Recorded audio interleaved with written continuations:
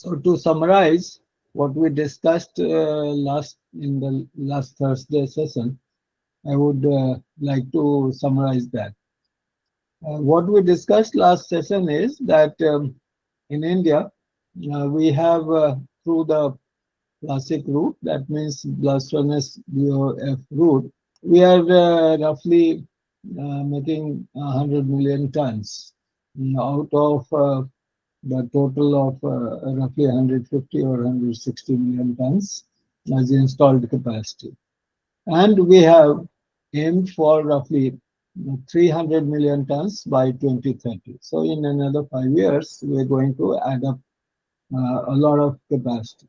This is an opportunity where, because India has got a lot of iron ore and we don't have metallurgical coal, but which we are importing. There is a small amount of metallurgical coal that is available.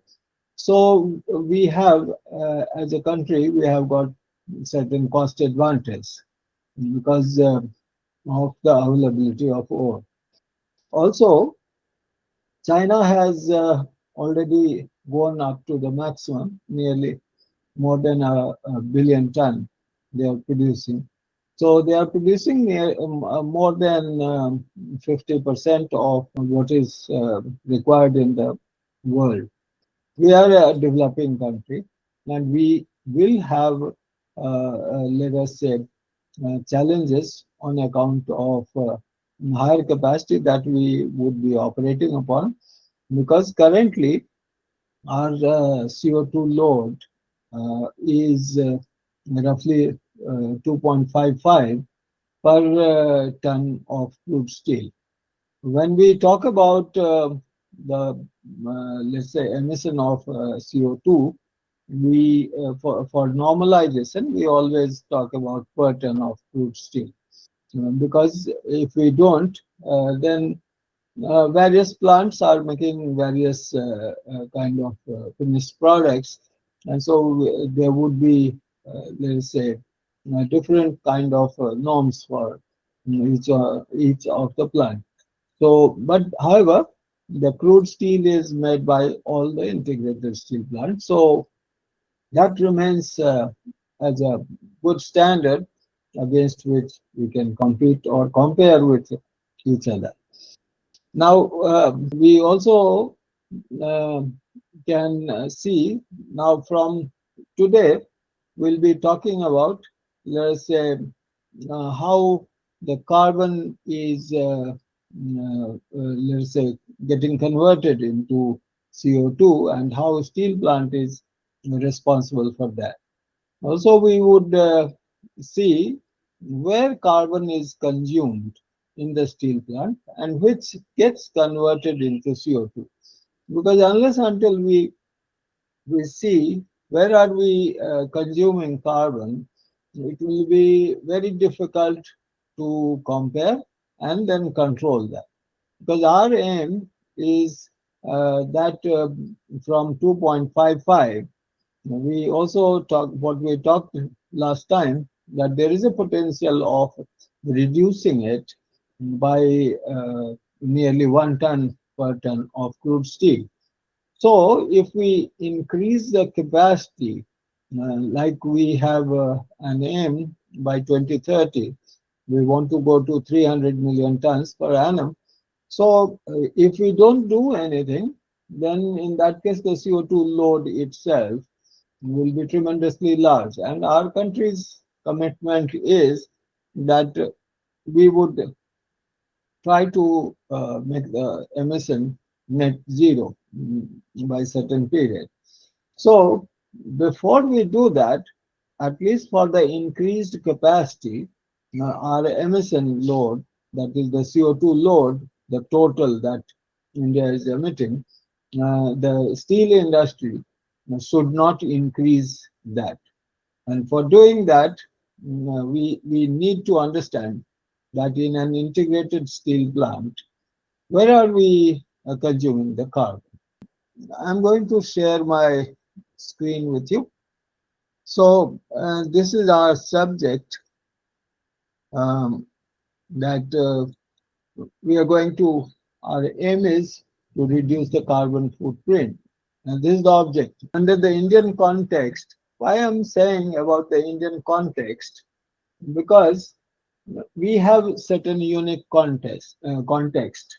Our context is that we want to increase the iron making capacity, iron and steel making capacity. So, which Europeans are not going to do, or even Americans are not going to do.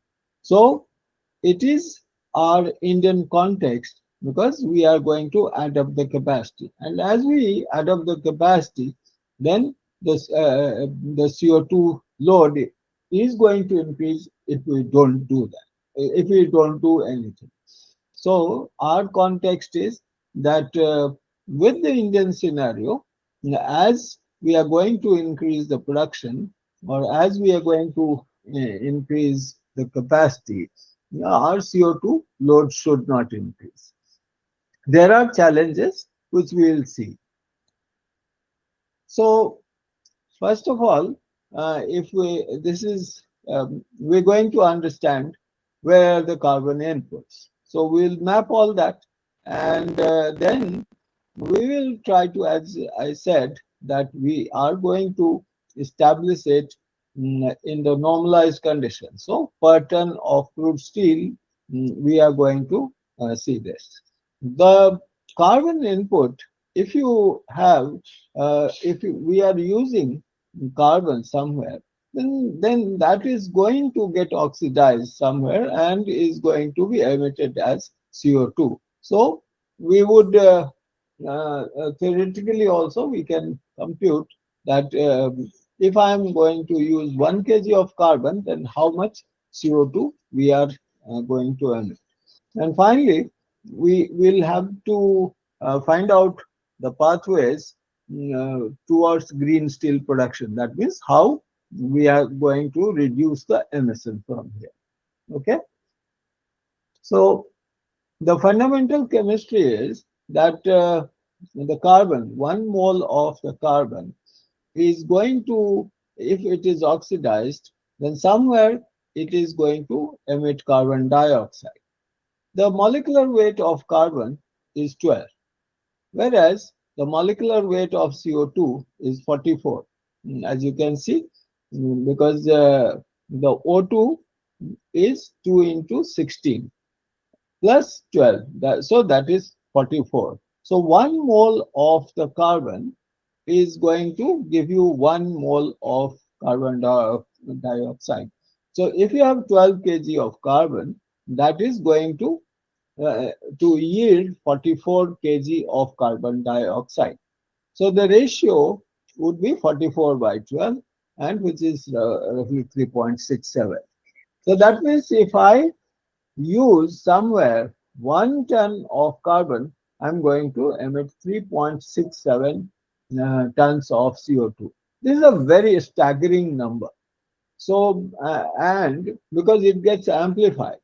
So if you are using 1 ton of carbon, then it emits 3.67 tons of CO2. This is very staggering number, and that is why all the emission gets amplified because of the inclusion of oxygen with the carbon.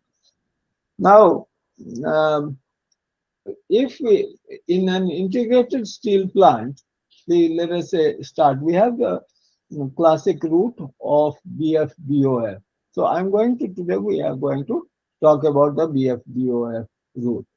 So in the blast furnace, this is a rough sketch. I couldn't make a very good sketch of blast furnace, but this is let us say blast furnace, which is shown here.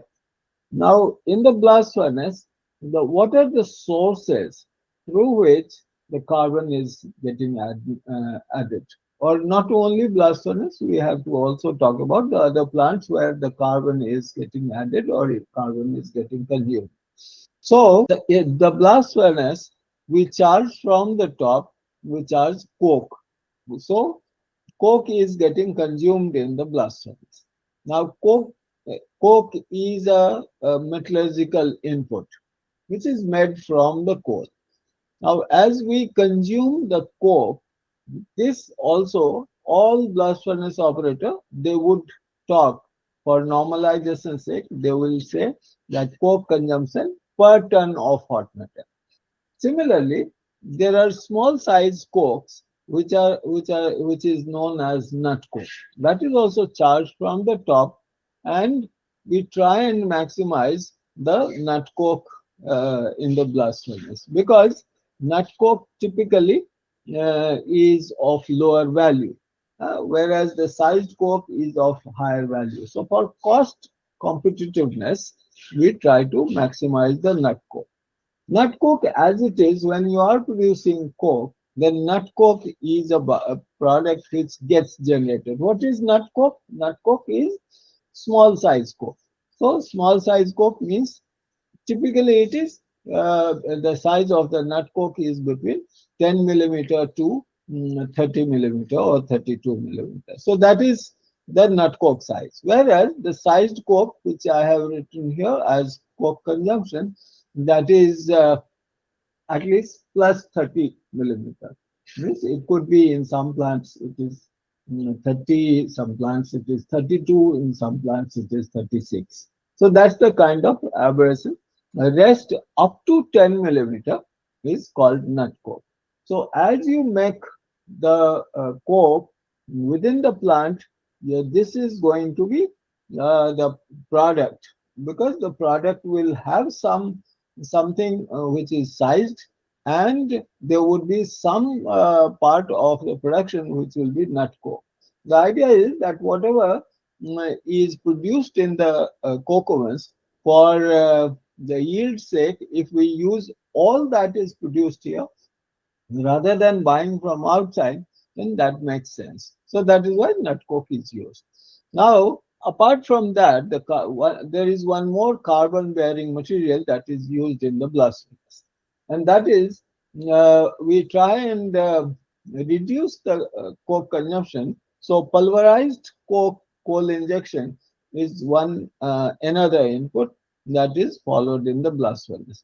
Now, as the name suggests, the pulverized coal injection. So, what is pulverized coal injection? Pulverized means we grind it and we make it a very fine powder. So, that is why it is known as pulverized. Now, essentially, it is coal. So, the coal is dried, and then after that, it is ground. So, it gets pulverized. And that is injected along with the carrier gas. Typically, the carrier gas is nitrogen. So, since it is coal, so it will have what all components it has? It has got at least three broader components. One is the carbon itself, for which it is getting used inside the blast furnace. Then another factor is the ash. So the coal will have ash, it will have carbon, and there is a third thing that is present in the pulverized coal. And the third element is the volatile material, because if it is coal, then it has to have these three components. So volatile material again has got a lot of components. Roughly 50 to 55% in the volatile material. Suppose if I take 100 cubic meter of the volatile material, then roughly in terms of volume, it will be 52 to 55 cubic meter would be hydrogen itself. The rest of it would be, let us say, CH4, that means the methane. There will be some amount of CO, carbon monoxide. There would be a small amount of CO2, and there would be some amount of CXHN. That means the ethane and ethylene, etc., etc. But they are in very small quantity. And there is oxygen also in very small quantity, roughly 0.5% to 1.5%. So that's the composition. So what we learn from here, that the pulverized coal, if I'm injecting into the blast furnace, then I'm injecting the carbon plus the ash, and we are also injecting the volatile material which contains at least volume wise, more than half of that volume is hydrogen. Then there is, sorry, I forgot to mention, there is ammonia as well within this volatile material.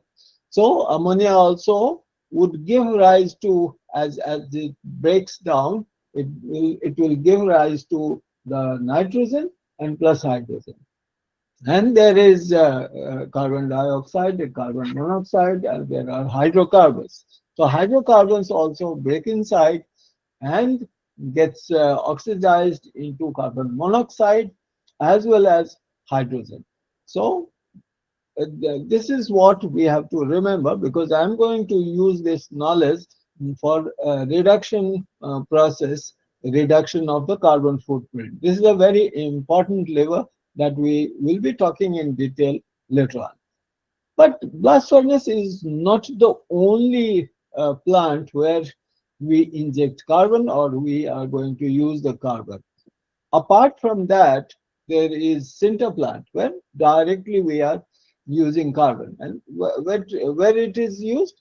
It is used in the base mix or green mix that we use in the sinter plant. The raw material for the sinter plant is called base mix.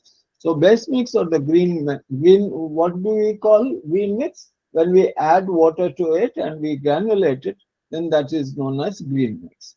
So there, as a fuel, and also to create porosity. So as fuel and also to create porosity, we add the coke breeze. And what is coke breeze? The size of the coke, small coke, which is less than 3 millimeter, that is known as coke breeze. This coke breeze, so that means we're going to use directly carbon. Coke breeze is what? The size, or it is also the coke, but the size is small.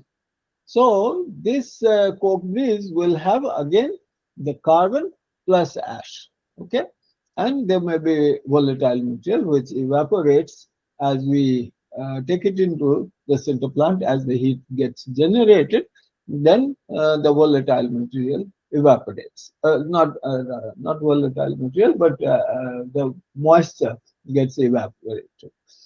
To substitute the coke breeze, sometimes we also use the anthracite, because anthracite has got lesser amount of ash, and also it is cheaper than the coke.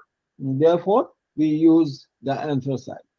So there will be certain rate that we use here, and this works as a fuel. Then there is another plant which is pellet plant.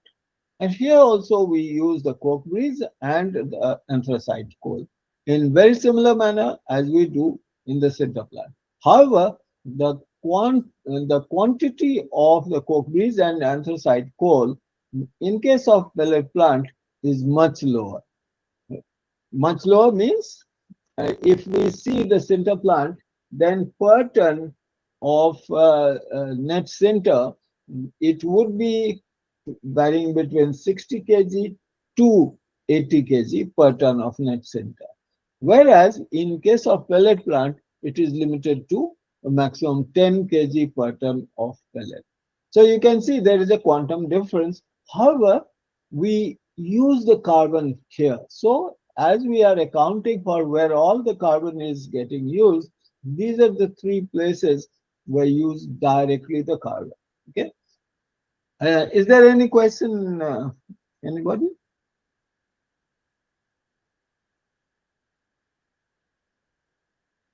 At this stage, because the way you explained it is quite clear. Okay. The maybe as we move forward, I may have some question. Okay. Okay. And you go ahead. Yeah. Right. So now the carbon rate calculation, it is as I had said in the previous this thing itself, that we whatever let's say there is certain coke rate. So coke will have the ash as well as the carbon. So the carbon rate of the coke would be the coke rate multiplied by 100 minus ash percentage divided by 100. because we here we are assuming, although if we go into the detail, there is that we the volatile material percentage in the dry coke is zero.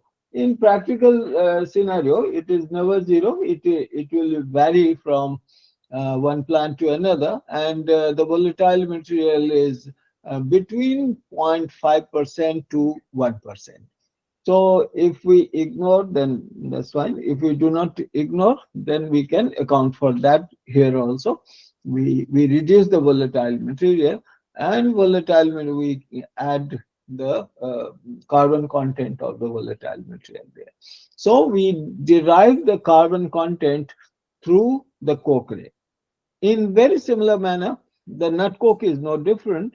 So the formula or the approach towards the nut coke also remains the same. Then the PCI is pulverized coal injection. So this is, as we discussed about the pulverized coal injection, and then we need to adjust for not only ash, also the volatile material. Now, there, if we subtract everything like ash and volatile material, that wouldn't give us the total picture of the carbon here, because as we said, that volatile material will have certain amount of carbon, and that carbon is in form of let's say the hydrocarbons. Discussed that it has got certain amount of methane, it has got a certain amount of CO, it has certain amount of CO2, it has got other forms of hydrocarbon also. We account for the carbon content in the volatile material, depending upon coal to coal, this value will vary between 0.32 to 0.38. So that means whatever is the weight of the volatile material, roughly 30 to 38, 32 to 38%, it has got carbon.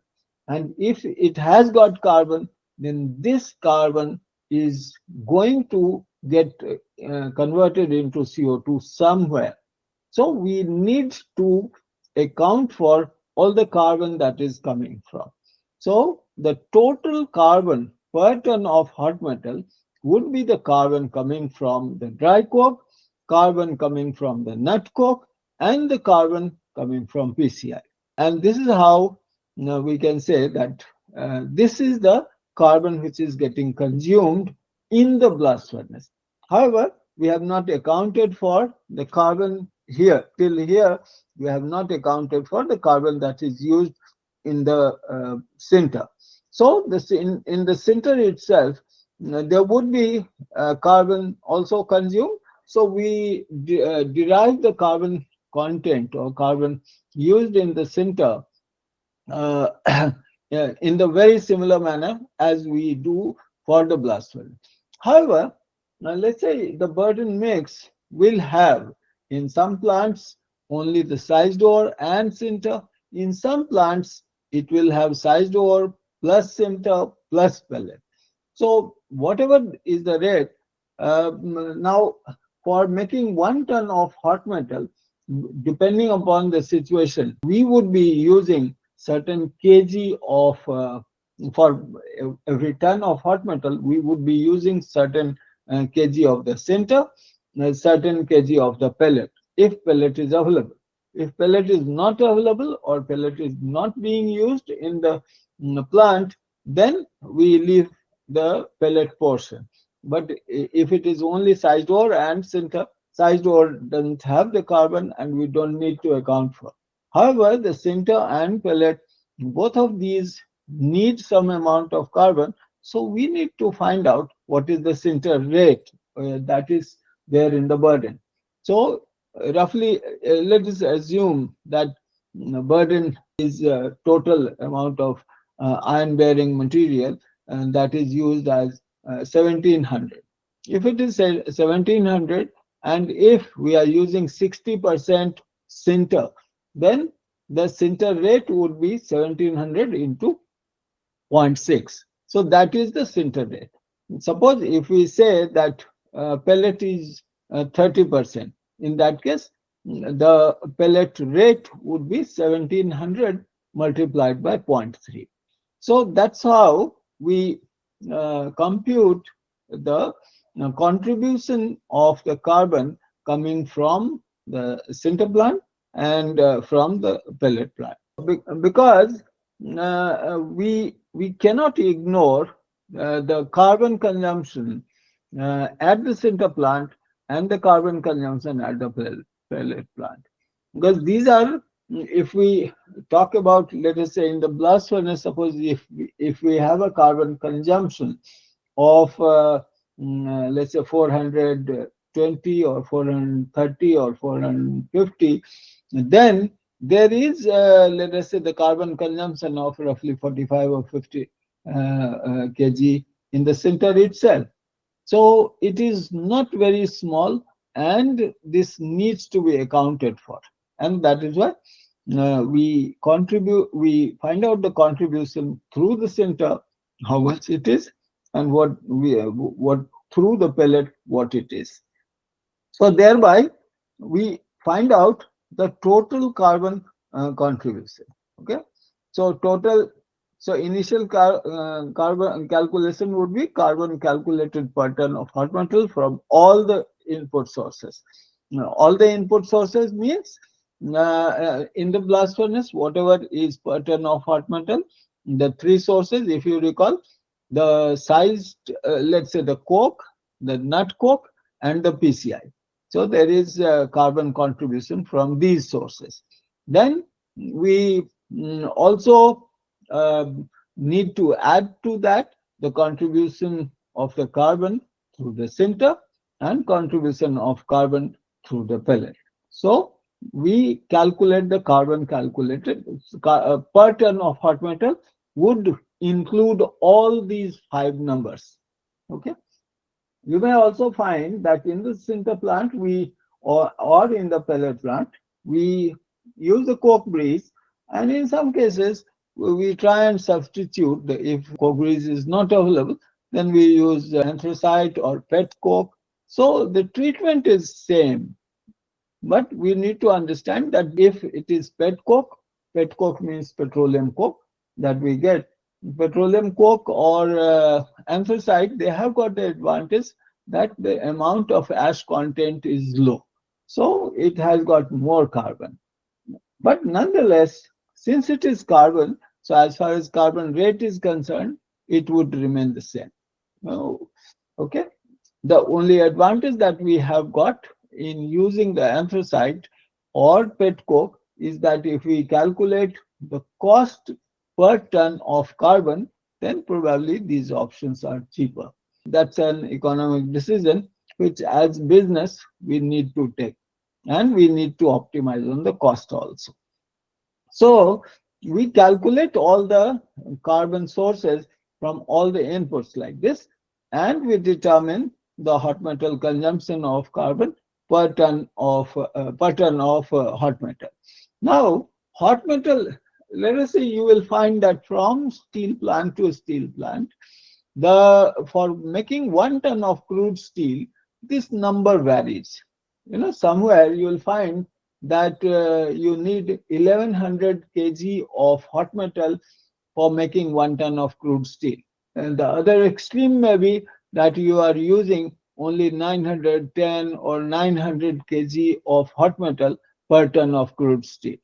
So since the norm is through per ton of crude steel, so we need to find out for that particular plant how many kgs of hot metal we use for making 1 ton of crude steel.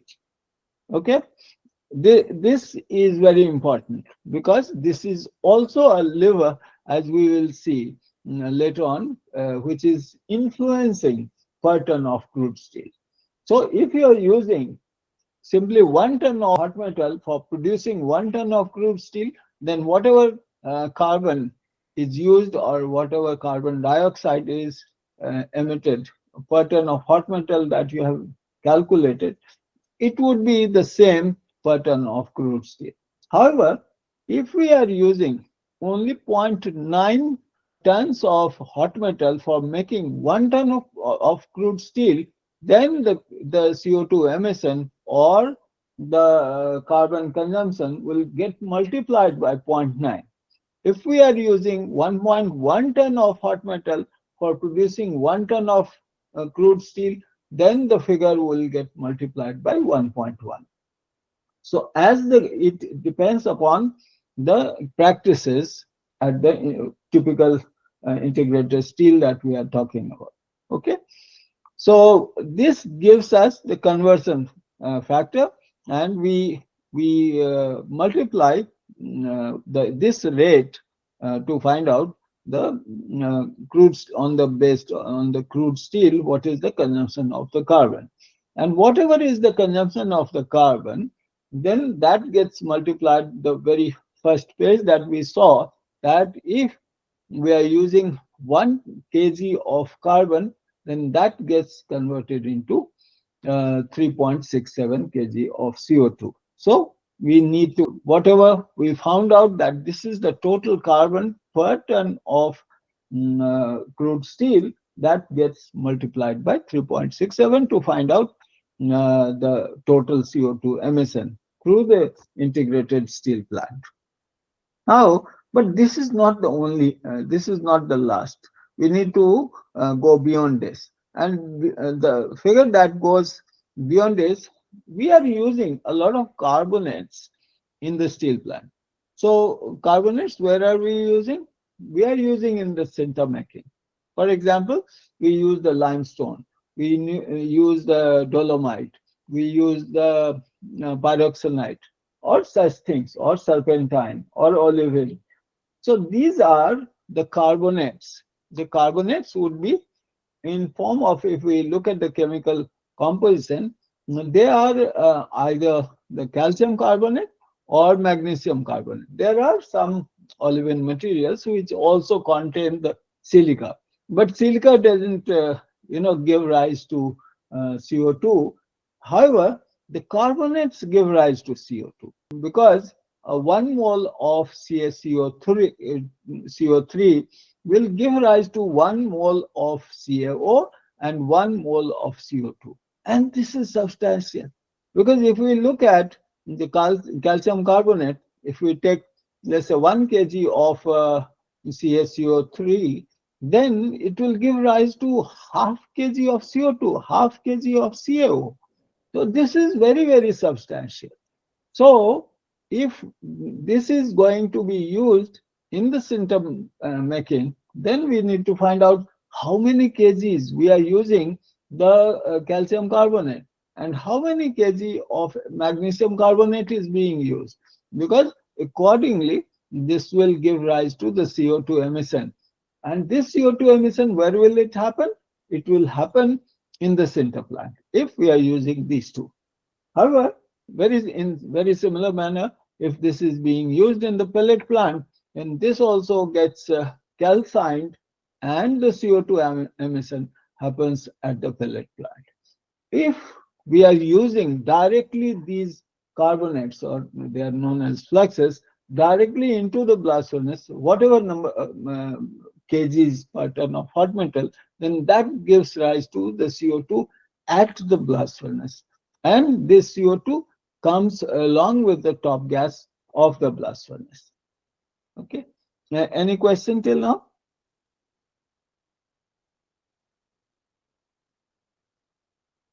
Okay. So, so we have seen that it is not only the let's say the carbon which is responsible for CO2 emission. It is also the carbonates which we use. And where are we using carbonates? We are not using only in the iron making. We also calcine the carbonates for steel making, because in the BOF process we also make slag there for removing the impurity. So impurity in the BOF process, what are the impurities? We have the impurities are in form of carbon, the silicon, the phos, the sulfur. Okay. So if we have got a BOF vessel, then in the BOF vessel we blow oxygen, and that oxygen does what? It oxidizes the carbon, produces heat, so it generates carbon monoxide plus CO2, and which is taken used as LD gas. Okay, so LD gas has got the majority in terms of CO plus CO2. Also, now the silicon also gets oxidized there. Now, if this is a extremely exothermic reaction, and therefore it creates heat. So if we are using the hot metal and which has got these impurities, then it creates heat. However, this the silicon which gets oxidized there, this needs to be taken into the slag. And for taking it into the slag, we use roughly 3.5 times of the SiO2 we need to create CaO. So for doing that, we use calcined lime. And calcined lime is what? That is CaO. So how do we get CaO? CaO is generated in the lime calcining plant by calcining the limestone. And by calcining the limestone, we get from CaCO3, we get CaO. And this CaO reacts in the BOF process and creates the slag there. Okay. So this is what happens in BOF process. So if we look at the carbon transformation, then we have seen that the majority of the carbon is getting consumed or getting used in the iron making process itself. And in the iron making, we have seen that if we talk about where is it getting used, then it is getting used in the blast furnace. Some amount is getting used in the sinter making, and some amount is getting used in the pellet making. Apart from that, as we charge the material inside the blast furnace, then there is certain amount of dust which comes out through the top gas. And so this is not getting oxidized. So well, theoretically speaking, we shouldn't be talking about the carbon which comes out through the sludge or through the dust catcher, because it is not getting oxidized there. Okay. If we are going to use this material in the sinter making, then it contributes to the CO2 at the sinter making stage, but not in the blast furnace. So it depending upon what is the carbon content in the dust and sludge and which gets oxidized, we can account for that at that particular location. The carbon that is input into the blast furnace, you'll find that once you are getting the hot metal, then hot metal has got substantial amount of carbon. And depending upon the size of the blast furnace, you'll find that the carbon content in the hot metal is between 4.2% to roughly 4.6%. Rarely you will find it's going up to, I have taken the mid value, so you will find that it comes up to 4.6%. If it is 4.6%, then you can understand that per ton of hot metal, this number would be 46 kg, and which is very substantial. Okay. So if you have got a total carbon consumption per ton of hot metal, 420 or 430, then 46 is a lot. So this carbon which goes along with the hot metal, it gets oxidized only in the LD process or in the BOF process, and where it combines with the oxygen which is blown into the bath and gets converted into CO and CO2, and which is known as LD gas. So any gas that is having carbon monoxide has got a potential fuel value or potential calorific value. So LD gas, when it is recovered, it has got a calorific value varying between 1650 to 1800 or 1850, because it has got a tremendous amount of, at least 60% of that is CO. Okay. BF gas, rest of the carbon, which is what we charged into the blast furnace through the route of coke or nut coke and the PCI, that gets oxidized and it comes out through the top gas. So top gas contains at least four gases, and the majority of that, or 50, at least 50% of that, is nitrogen, and rest of the constituents are CO, CO2, and hydrogen. Why hydrogen? Because we said that the volatile material contains a lot of hydrogen. So some amount of hydrogen is consumed in the reduction process in the blast furnace, and rest of the hydrogen comes out through the top gas. Now, the CO and hydrogen, they have got calorific value. Just to give you some numbers, if you take 1 cubic meter of CO, then carbon monoxide, then it gives you 3014 kilocalorie. So 1 cubic meter of CO gives you 3014 kilocalorie. Similarly, if you take 1 cubic meter of hydrogen, then it gives you 2570 kilocalorie per cubic meter. So this is a substantial amount of energy, and therefore the fuel value. And this we use. Therefore, the LD gas has got to use, and the blast furnace gas has got to use. Now, what we have not talked about is the coke making till now. The coke making, we in the coke making directly, the carbon is not coming out anywhere, you know, or is not consuming the coke making, although it is dealing with all carbonaceous material, but is not consuming the carbon anywhere.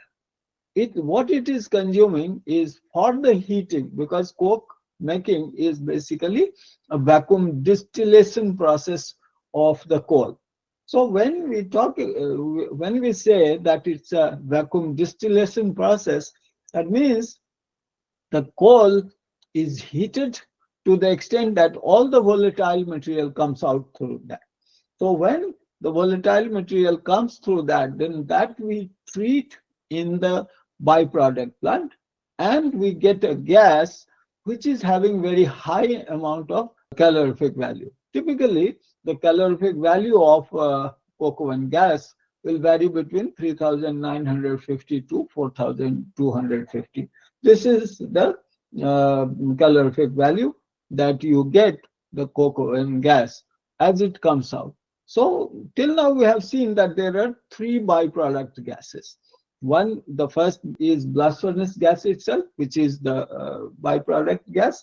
It has got CV, it has got calorific value, and this calorific value typically is between 750 to 900, depending upon the practices, depending upon the plant. So this is the calorific value. This is the lowest. The second one is the LD gas, and this is also byproduct gas, and which is produced in the BOF shop or LD shop.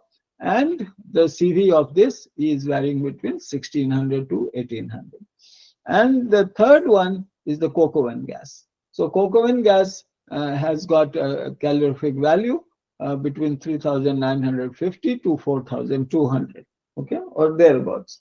So amongst the three gases, these are the gases and which we need to utilize very judiciously, and we cannot afford to bleed these gases, because if you bleed, then these gases, when we are bleeding them, we burn them and then bleed into the atmosphere. So we are generating whatever gas that we are bleeding into the atmosphere, we are generating carbon dioxide without taking any benefit from that. So amount of gas that we are bleeding after burning, and which is known as flaring, then that's a total waste. So it adds to the CO2 emission without taking any advantage. So the processes that we will talk in the future, this would be one of the things that we'll talk in detail. So if anybody has got any question, I'll be happy to answer that. Sir, I have a question here. So during that carbon rate, you had shown that some amount of carbon is present in VM, volatile material. Yeah. So what is that percentage, sir? And that percentage in the volatile material will vary depending upon coal to coal. It will vary between 32% to 38%. See, so we'll have to uh, taste that. Let's say if we take coal, let's say we can use Indian coals also for injection purposes, or we use let's say the imported coal from Australia, from different collieries that we have. So we'll have to test what is the volatile material percentage and what are the chemical constituents of that. So as I said, that the chemical constituents of the volatile material, the majority is hydrogen, roughly 52 to 55%, which is very substantial. And since it is having hydrogen in such a large quantity, so hydrogen is an agent which gives rise to high heat. Also, hydrogen is a very good reducing agent. So it's very good as far as use in the blast furnace is concerned. Because in the blast furnaces, you need a reducing gas, and also you need, let's say, the heating source. So there it works very well.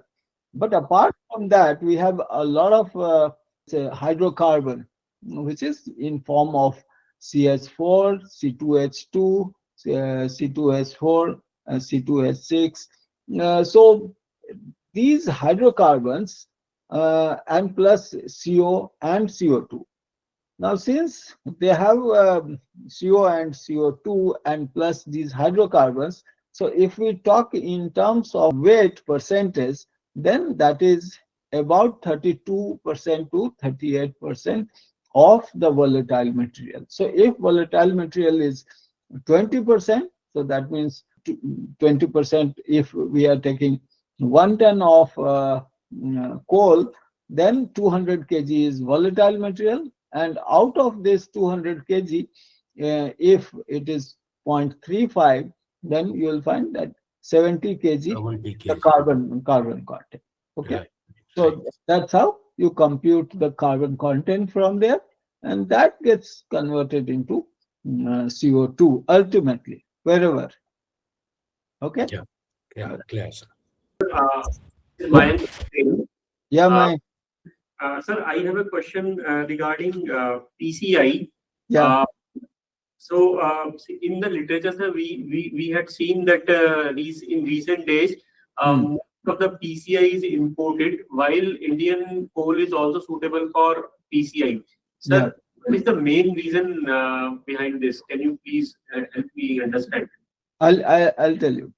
See, when we talk about the PCI, then it is from imported coal from PCI, and that is having very low amount of ash. Okay, this ash is what? Well, there are two major elements in the ash, and those are alumina and silica. Okay, now alumina and silica, they contribute to the slag volume. Okay, when we talk about the slag volume, then the contribution from the coal injection is only in the hearth bath, not above. So the if the amount of slag in the cohesive zone is some ratio. It is having some ratio, means the basicity is having some ratio. And then the final basicity is not affecting, is not getting affected a lot if we use small ash coal, like the imported coal for PCI. However, if we are going to use the coal which is having high ash, then the amount of B2 or the basicity that we have in the cohesive zone to the final slag basicity, they will be quite different. And if they are different, then what is going to happen? That we are controlling the basicity, what comes out as the final slag basicity. But the cohesive zone basicity will become very, very high. And if it becomes very high, then the fluidity at the cohesive zone gets affected very adversely. So you'll find that slag gets molten, and as it comes through the coke bed, which is known as the deadman, then the fluidity is getting affected very much, and therefore that in fact inhibits, let's say, becomes a negative factor. However, if we can manage amongst the Indian coal certain reduction in the coal ash, then that can be very well used for the PCI as well. Apart from the other factors for the coal injection, like the ash fusion temperature must be higher than 1200 degrees Celsius or 1250 degrees. So this is what is the use of Indian coal in the PCI. Okay. I have a follow-up question. Yeah. As you said, that if we condition it, Indian coal by removing ash, so is it possible to remove the ash content or reduce the ash content by coal washing? Yeah. Significantly? Yeah, it is possible, but from coal to coal, we need to look at the yield. Suppose if I remove 1% ash and my yield goes down by 10%, then it may not be beneficial. It may not be very good techno-economic decision. But if I reduce the ash by 1%, and if my yield goes down by 1% or 1.5%, then it is worth doing. So it's a techno-economic decision based on what is the effect on the yield. So we should test it at the lab scale and then take this decision. Okay, am I clear, Mike? Thank you, sir. Yes. Right. Sir, I have a question here, Siddharth here. Yes. Sir, Yes. wanted to just said, sir, that the calorific value of COG is nearly 3900 to 4200 kilocals. Right now, COG is being used, 50% of COG gets used back in the coke oven. Do you think this is the judicious use of COG, or can it be Oh, used in any other place? no, you should use COG where no other high calorific value of the heating gas required is high. Okay. For example, in the CRM or in the hot strip mill.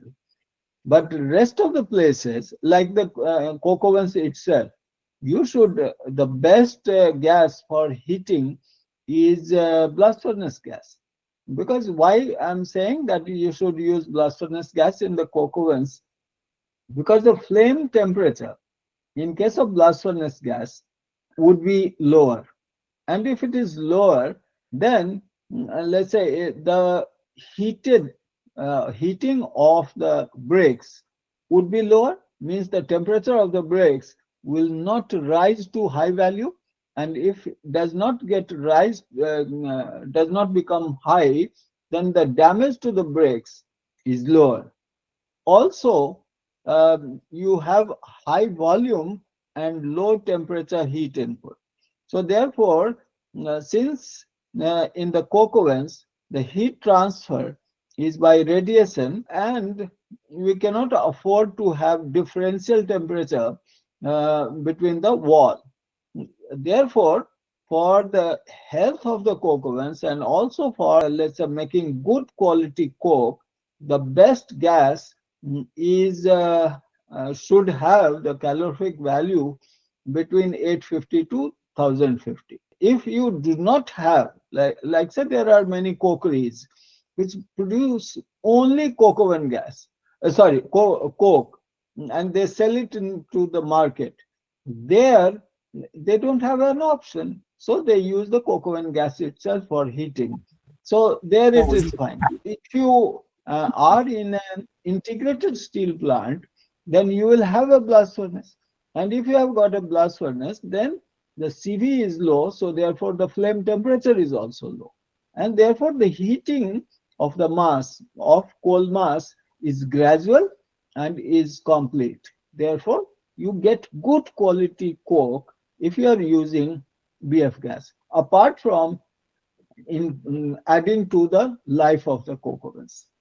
Have I been Yes, understood? yes, sir. So just one more question.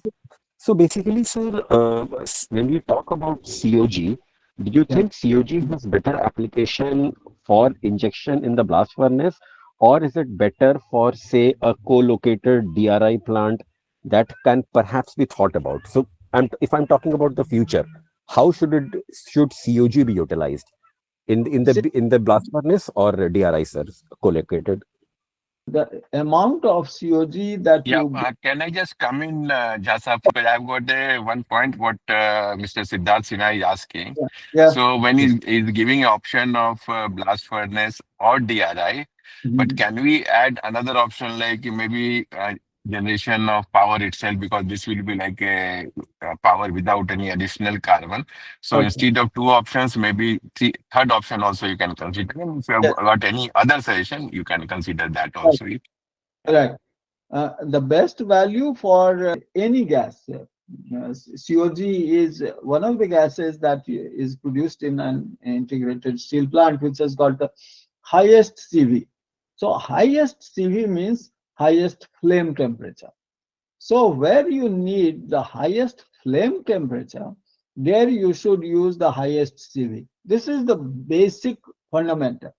And based on that, say, of course, you can use the gas for just imparting heat.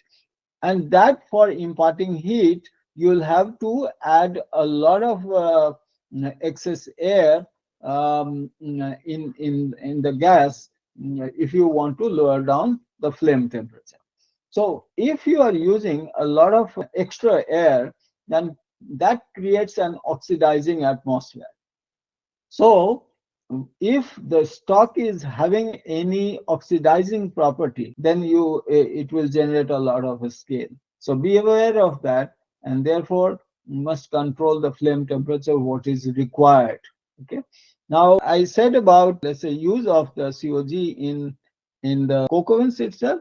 Now, apart from that, let's say in the hot strip mill, or in the CRM, or for that matter, any finishing mill. Suppose if you want to use, then let us say if you have got a CV of only 1600 or 1800, like the LD gas, you'll find it extremely difficult, because you do not reach that temperature within the short time that it takes for the stock to move within the oven. So you will need to increase the CV of that gas. And therefore, you will have to add the coke oven gas along with another gas, so that you get a temperature CV of between 2500 to 3000, depending upon mill to mill. This is the CV that is required. So you should consider the use of the coke oven gas there first, and then at rest of the plant. So in the rest of the plant, depending upon the use of CV, we should try and allocate in that manner. Now, rest is whatever is getting apart from the such uses. That gas, of course, you can use for the power generation. Okay. So, and in the powerhouse, you must have the flexibility of using different gases different CV gases, such that you can always generate power through that, and plant remains, let's say, you do not get the disadvantage of loss of power and things like that. Okay. And nothing is for the reduction, sir, either in, say, the blast furnace or DRI? See, in the amount of coke that you use, everybody would like to minimize the coke usage. But let us say you have the coke rate, which is 350. I'm just taking some number, or 400 kg. So the amount of, depending upon this coke rate, coke will be produced in the coke ovens, and there will be gas produced through the coke ovens. The amount of gas that you produce there is much smaller than what is required if you are using only, let's say, the coke rate of 350 kg. But if you are having, let's say, the coke rate of 500 kg or 480 kg, then you may generate sufficient amount of COG, which can be injected within the blast furnace. But is that really a good economic decision? Because you are using a lot of coke to produce the gas and to be injected into the blast furnace. In comparison, if you have lower coke rate and use the PCI coal, then the CO2 emission is also lower and the cost is also lower. Have I addressed, Siddharth, your point? Absolutely, sir. Thank you very much, sir. Thank you.